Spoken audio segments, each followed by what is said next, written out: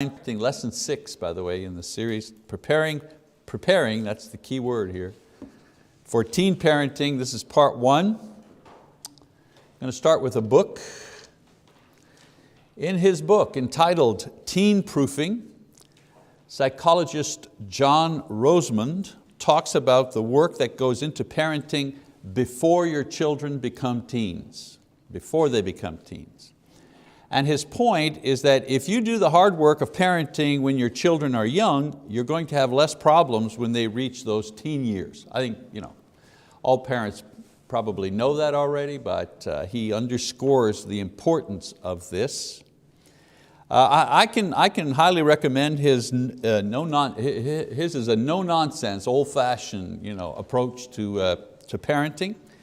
By training, he's a family psychologist who has rejected much of the modern psychology's notions of parenting in favor for more common sense and traditional ideas about raising children. Much of this presentation actually is a synopsis of the first part of this material in his book. So here's the problem. 100 years ago, there was no such thing as teen culture. Didn't exist. No such thing as teen culture 100 years ago. What do I mean by teen culture? Adolescents with income, with money to spend.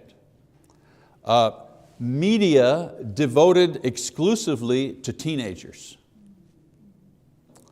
Marketing and products directed exclusively to teens and preteens.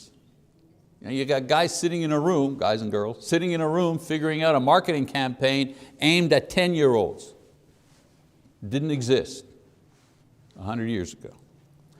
Youth ministers, no youth ministers. Counselors that specialized in teens, didn't have that. So what we've created in the last century is a significant portion of society that has an enormous expectation of leisure, freedom, and buying power without the corresponding checks and balances of accountability, responsibility, and most importantly, productivity. I want money, I want to spend it, I want to be free to do what I want to do, but I myself don't produce anything. It's one thing if you're working 75 hours a week and you buy yourself a boat for the day or two you go on vacation to go fishing, you know what I'm saying? Because you're putting in that 75 hours. So what parents have today is a 6 to 8 years of expensive parental maintenance with little return in productivity. Now, it wasn't always this way. The teens of the early 20th century spent their time integrated into the family as junior partners in helping to maintain the home. Not helping to maintain their wardrobe or their video games. They were helping to maintain the home in which they lived, buying the food which they ate, and so on and so forth. It was common in my father's day, my father, that generation, that teens worked after school and summers to provide additional income for their families, not necessarily for themselves. And I'm old enough to remember when I was a teenager working, in my case at a dry cleaners after school, I think it was 11, 12, something like that. I was the counter boy, go get your dry cleaning, and 35 cents an hour. 50 cents an hour. And I remember coming home with my salary for the week, $11 or something like that, and giving it to my mother, and she would give me back $1 for my, I'd go to the movies, let's say Saturday night or something like that. And here's the kicker, I didn't feel oppressed by that. I mean, my friends, they were doing the same thing. They were working and giving the money to their parents, and their parents were, it was part of the family income. That was the norm. Fathers taught sons a trade or a business or farming, and women learned homemaking skills from their mothers. Now, don't get me wrong, I'm not saying we have to go back to this, because times have changed and the makeup of families and work and home have changed. What I am saying is that with this change to teen culture, we've created a generation of young people who are, as Roseman, these are his words, and he's probably a little biased because he sees the problems, okay? He says, we've created a generation of emotional toddlers, irresponsible, narcissistic, and oblivious to risk. It's this generation, just do it, or why not? In other words, the reason for doing something risky or dangerous is, why not? And there's nobody there to say, because you may kill yourself, or you may maim yourself, or you may become addicted to this particular thing for the rest of your, So it's not that you, the parents, especially Christian parents, want your children to be this way. It's that without serious parental intervention, this is how today's society will turn them out. That's the problem.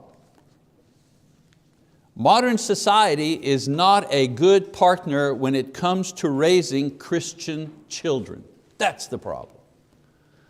You've got the right values, you know what you want as Christian parents. The problem is school is not confirming your values at school. When I was a child, what my mother said I had to do pretty much reflected what my teacher said I had to do. They were in concert. They never met each other, but they could be pretty sure they were in concert. That's not always the case, especially when they get up into junior high and high school. So modern society, as I say, is not a good partner when it comes to raising Christian children. For example, we live in a climate of moral relativism.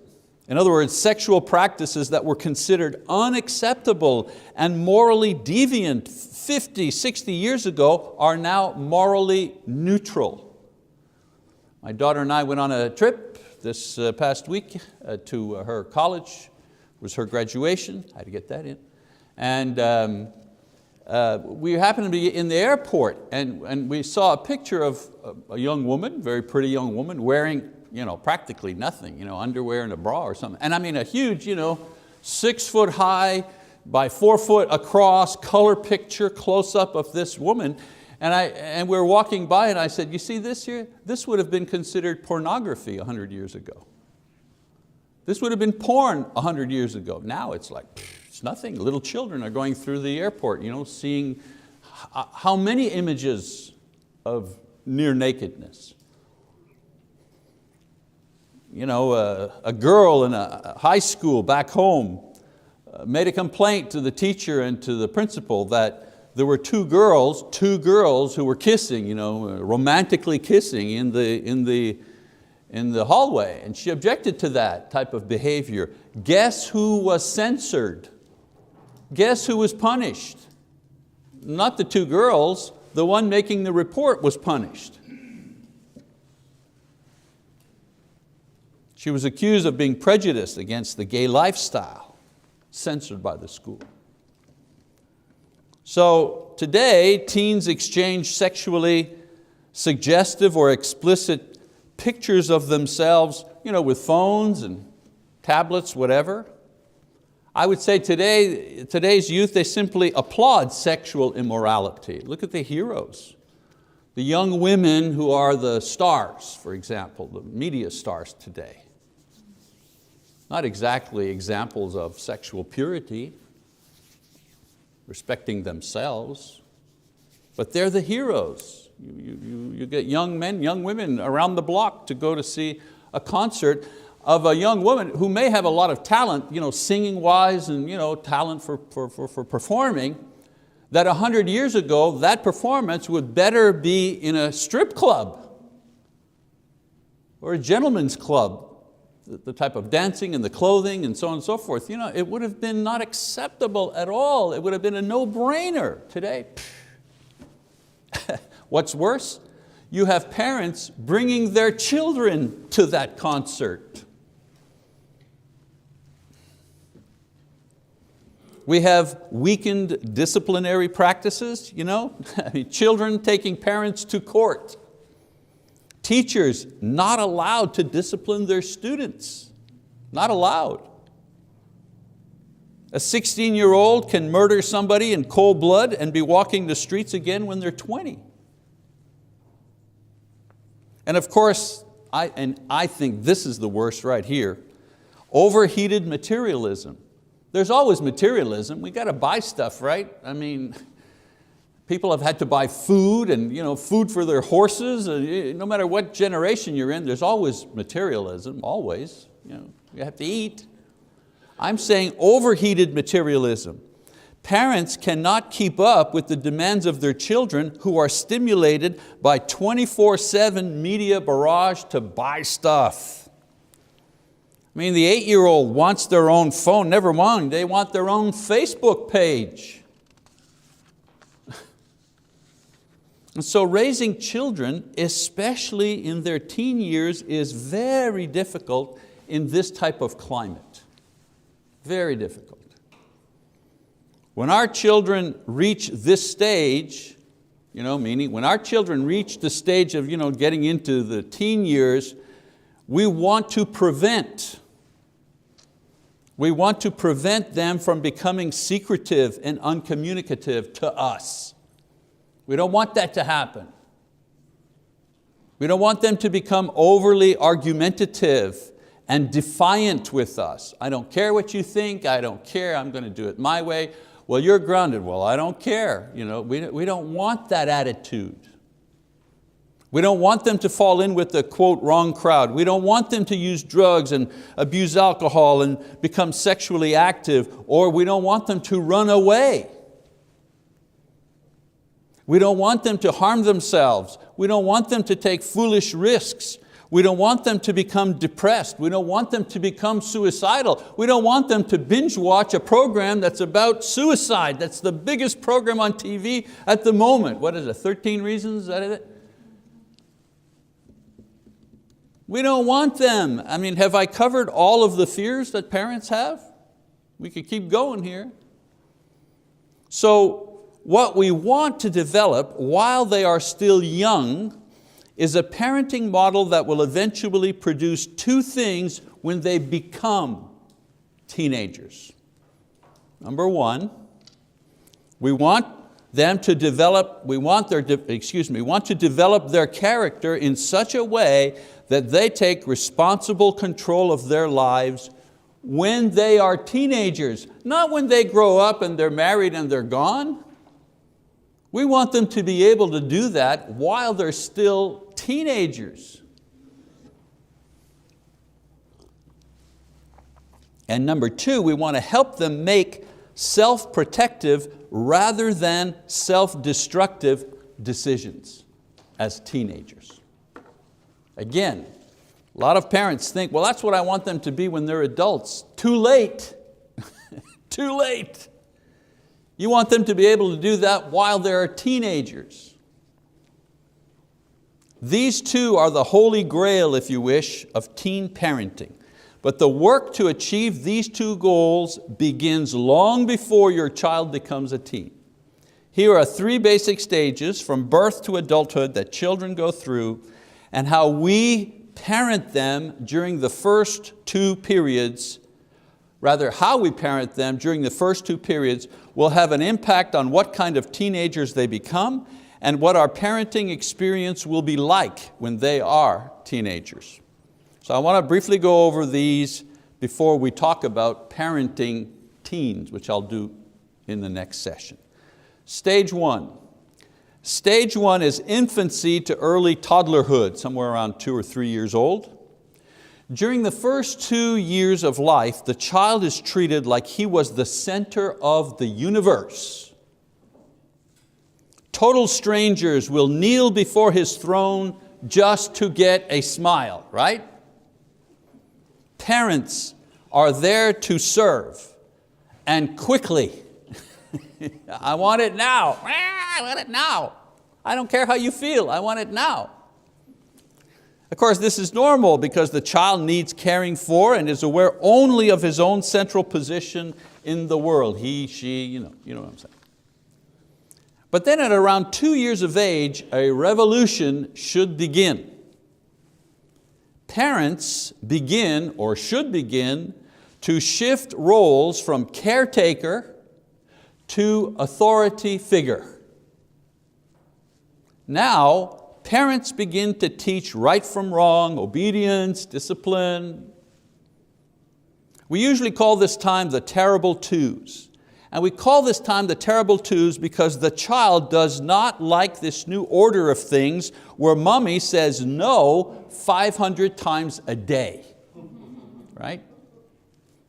The change that must take place is that the child is no longer at the center of his universe.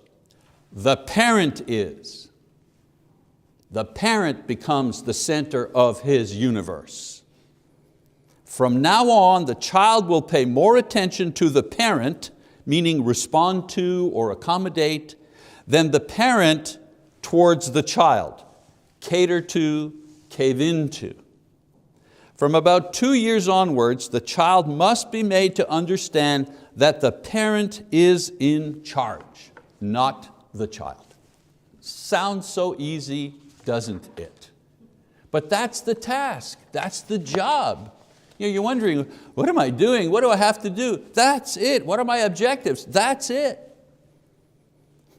Now you know this is taking place when the child puts the parents at the center of his or her attention. When the child looks to them for definitions of right and wrong, like should I do this? They're about to do something, then they look at the parent thinking, is this going to be okay? You see, before this happens, they just do what they want to do. They go in, there's fresh cookies, baked before supper. They climb on top of their bikes and they get to the thing, knock over the cookie jar, they're eating. Not even a thought. But when the revolution happens, all of a sudden, it's like they go for it and then they look around to see, mommy, dad. You see, it's happening because now they're looking to see, is this okay? Is this okay with mom and dad?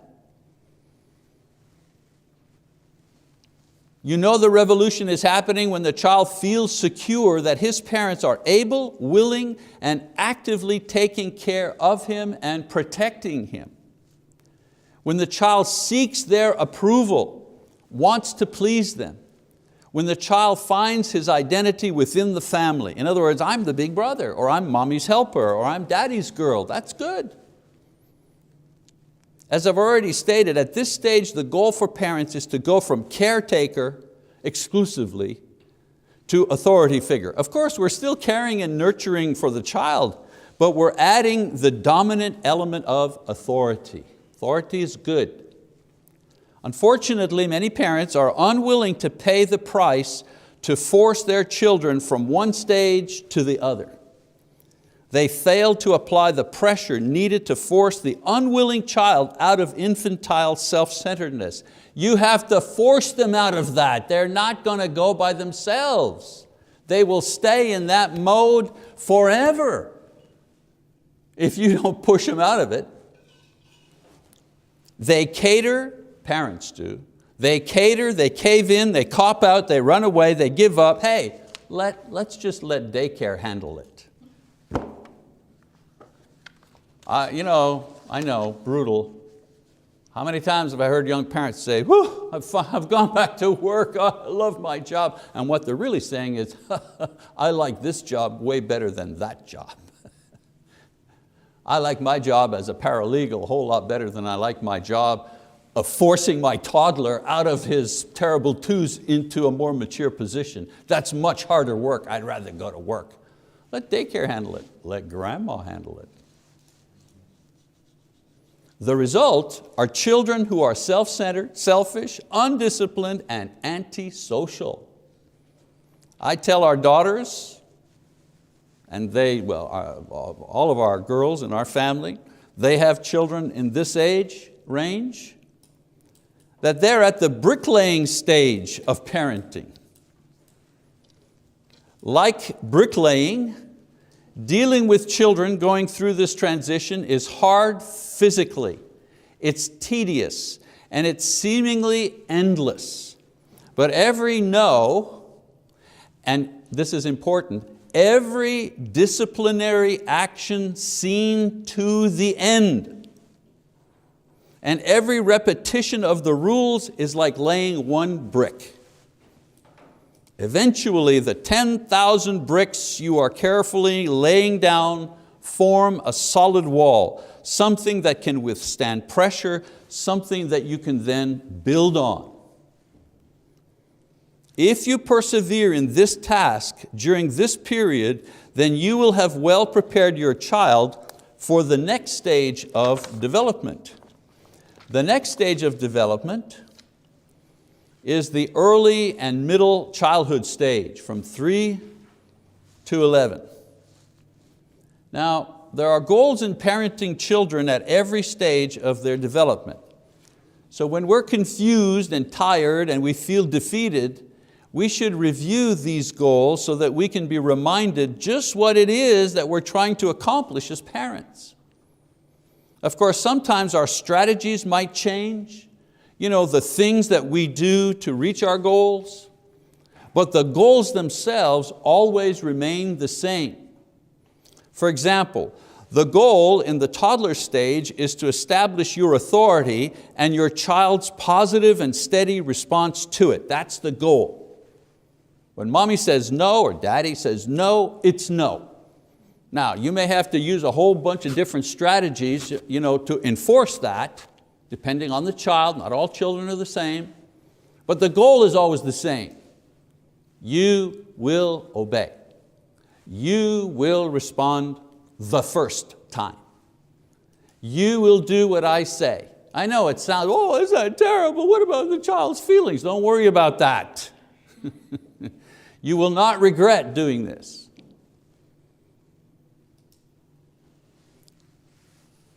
Your strategy to achieve, as I say, may have to change from time to time. Sometimes, time out is not working. Well, then go to some other form of discipline. I think I've mentioned this before. My mother, she had a real doozy of a thing to get my attention when I was 6 or 7 and misbehaving, whatever. She was, all of a sudden, out of nowhere, it was like, okay, pajama time. 2 o'clock in the afternoon in August. Pajama time, what that meant was I had to get out of my play clothes and go put my pajamas on and go sit on my bed. No toys, no books, nothing, just sit on the bed and I'll let you know when you can come out. And it wasn't like, Mom, could I come out? Okay, now will you be good? No. An hour would go by. I would have gone through crying, begging, pleading until I accepted she could keep me there forever. And then finally, and I remember one time on the door outside, Mr. Mesalongo, we're all going to the park to play ball. Is Mike coming? Or could we borrow his glove then? She says, oh, Michael is, in French, of course, but she says, Michel, Michael is on his bed in his pajamas. Add ridicule. I don't recommend adding ridicule, but I could hear them. And here I was in my pajamas in the middle of the day. She could have just said time out in the corner. No. Just to impress upon me that she was in charge. And you know what? She was a working mom. I spent a whole lot of time alone in my life, as a kid, going to school, coming home, had my own key, opened the door, get my snack, had to wait till 6 o'clock till she came home. But I never crossed her. Yeah. She didn't even have to raise her voice. I don't remember my mother ever yelling at me, ever. So in the next stage of development, which is the early and middle childhood stage, there are several goals that you're shooting for. Roseman says, and there's the quote, during infancy and early toddlerhood, parents are responsible mostly to their children. Now, during early and middle childhood, parents are responsible to both their children and the rest of us. He means that the goal is to properly socialize children so they will be able to interact with others outside the family circle. I'm not going to give you the strategies here. They're different from child to child, but here are the goals that you are aiming for during this period of time. By the time your child enters adolescence, he or she will have learned the following principles. Number one, you, the child, are completely responsible for the choices you make. God has given you free will, and the exercise of that free will largely determines what happens and what will happen to you. Parents need to reinforce the idea that their child's behavior is due to their own choices, not their genes, not their father's alcoholism, not mom's cancer, or the fact that the family has too much money or not enough money. In the end, the choices that they make are very important, and they have to take ownership. You ate all your candy before we actually went into the movie? Well, there's no more candy during the movie. Your choice. I told you, the small popcorn and the box of the Milk Duds, and the drink, that was for the 2-hour movie. And while we waited 15, 20 minutes to get in and sit down, you gobbled all that stuff up and you got none left, and now you're, I got none. No, your choice. You made that choice. Number two, lesson. If you make bad choices, bad things will happen. Not always right away, but sooner or later. The religious instruction we give our children actually lays the groundwork for this truth, but we can reinforce it in everyday circumstances by not always covering their losses brought about by their bad decisions. I'll cover a loss for my child brought about by my bad decision. They had a special day, we were supposed to go so-and-so, and then I forgot about that, and I said okay to my boss that I would work that, my bad, I forgot I made that promise. I'll get home, I have to go to work, but I'll make it up to you, because that was my fault, that was my bad. So we'll figure out a way, I'm going to recompense you. But covering their loss because they made a bad decision. I'll give you an example. Mom says, don't leave your bike in the yard at night. It might be stolen. Nothing happens for months. And the daughter, she leaves the bike out, she leaves it on the sidewalk, she leaves it on the side of the house, she leaves it in the backyard out of just neglect or laziness. And then one morning she gets up and guess what? It's gone. But here's the thing, it's one day before the big bike-a-thon at school, where you come and show your bike off and you do around the track and raise money and you win chocolates and it's a big thing. Oh no, I don't have my bike. Covering her loss instead of letting her own her loss, that's a beginning of something we call enabling.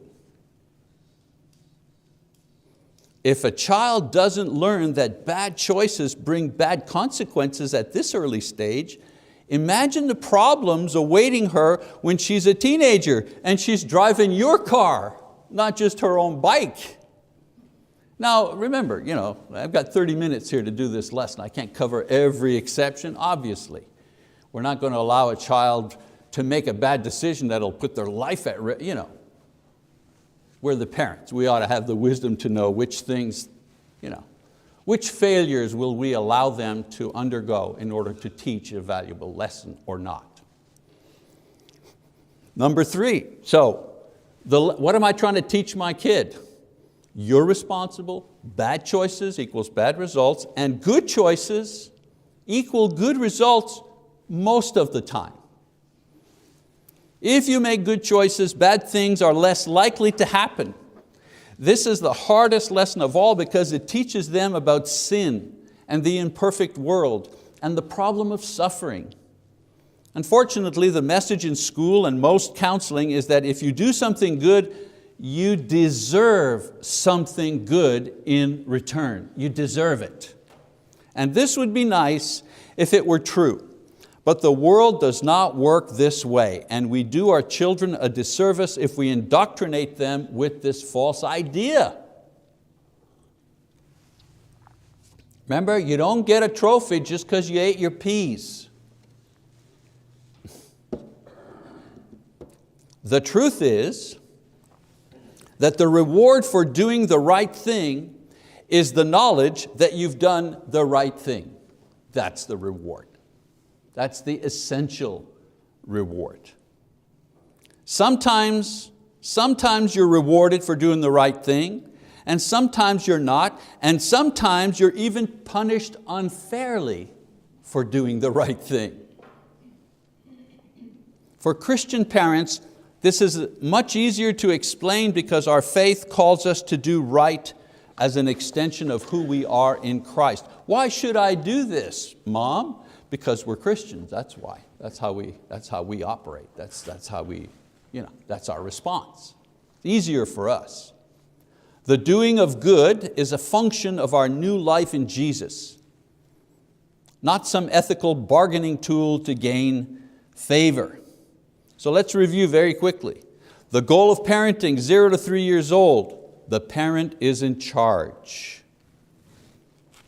No, 500 times a day. The goal of parenting 3 to 11-year-olds.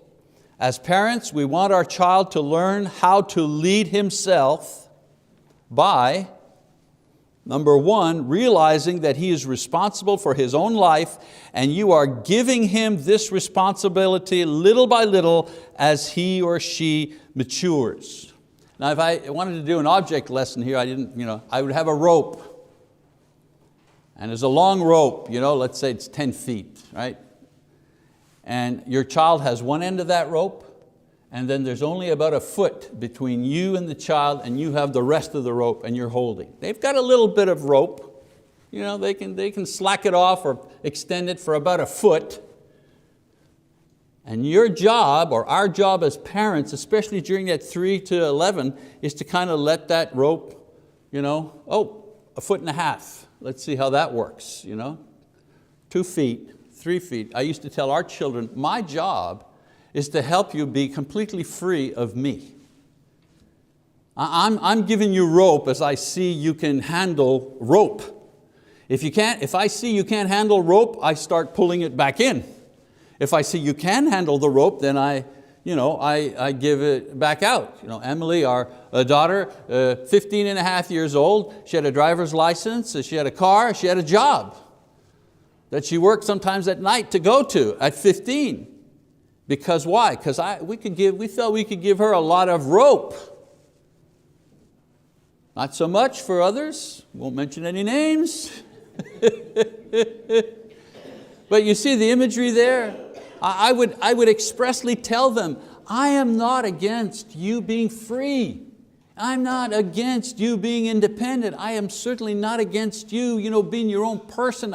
I want that with all my heart, and I'm giving you as much rope as I think that you can manage. So go for it, become independent of me, be free of me. I want that with all my heart.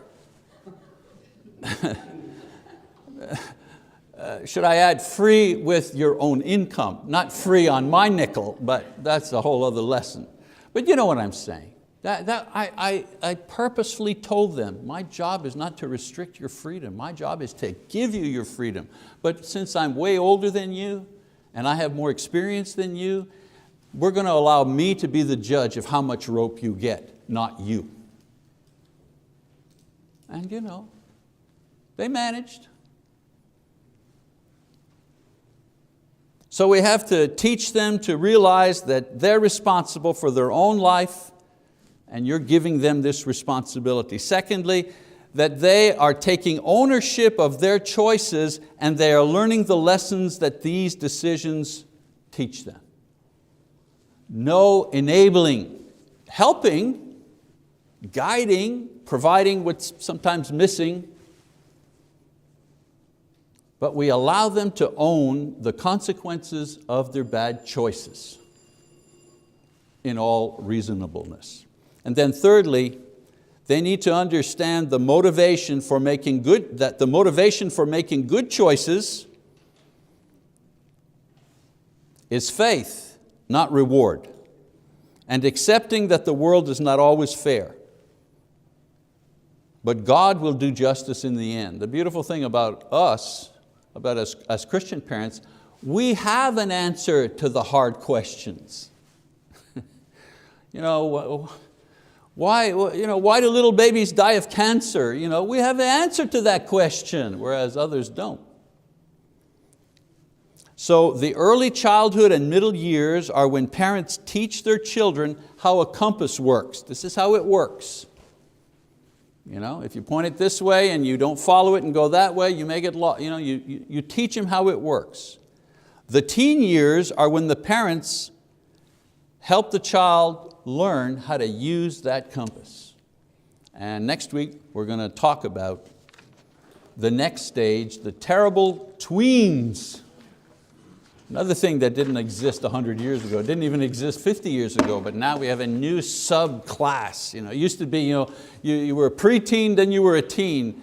Paul and Julia in our household used to argue, when were you a preteen? Julia said, well, you're a preteen when you're 2 digits, like you're 10. And Paul would say, no, you're only a preteen the year before you actually get into teenhood. And this was the existential angst going on in our family during those years. Okay, so next week, preparing also for the tween years. So come on back, we'll see you then.